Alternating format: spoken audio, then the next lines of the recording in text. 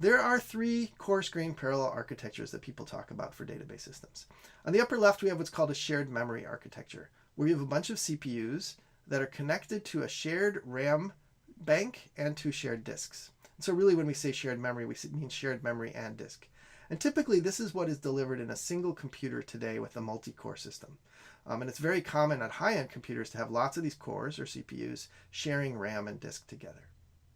On the upper right, we have what's called a shared disk architecture, in which each CPU has its own RAM, and there's one shared disk or shared disk abstraction, maybe it's a network disk, that all of the CPUs can access. So separate RAM, but shared disk. And then finally on the bottom is what's sometimes called a shared nothing architecture or a cluster architecture, where we have a bunch of commodity computers, each with CPU, RAM, and disk, that are connected only by a network. So when we say shared nothing here, we just really mean shared network. They can pass messages to each other, but they cannot access each other's data directly. So some of the early systems in the history of this stuff were in the research community. So there was a project at Berkeley called Express, a very influential project at Wisconsin called Gamma, a follow-on to that called Volcano at Colorado, an interesting project called Bubba at MCC down in Texas, and then the Grace project, which we've alluded to earlier with Grace HashJoin from Tokyo. Most of these were shared nothing systems in research. And then in industry, two of the most influential companies from that time were Teradata and Tandem. I mentioned Teradata already. It was an early shared nothing system.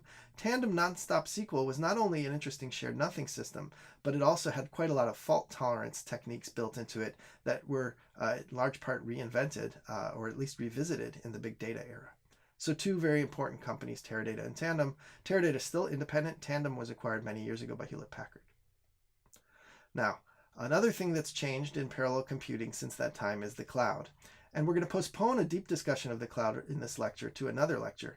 But the upshot is it's not so different from what we're going to see in today's lecture. There are a number of different architectural choices and competing systems in the cloud today that are all jockeying for position, trying to attract customers and workloads. And parallelism in all three of the forms that we've seen in the previous slide are being used in different systems like this. So there are some that are shared memory, some that are shared disk, and some that are shared nothing. And they are being used for different users, for different use cases. All this stuff is still kind of shaking out in the cloud. And I wouldn't say that there's conventional wisdom yet as to one architecture being right. Very likely it's some mixture of these architectures that ends up persisting in the cloud.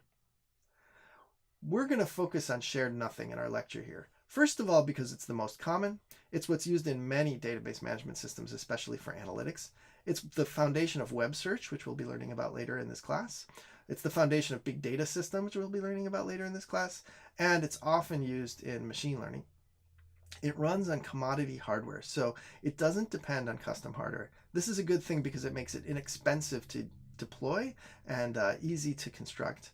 And then finally, it doesn't rely on the hardware in some sense to solve the problems. So from an educational point of view, what's nice about shared nothing is we understand exactly what's going on as software folks. We control it, and so it's a great way to learn. And if some of the things that we're doing in these lectures end up getting taken over by hardware one level down, that's fine, because at least you'll understand what the things are that are going on in that hardware. So shared nothing is a great place to learn, as well as being a very prevalent practical architecture out in the field.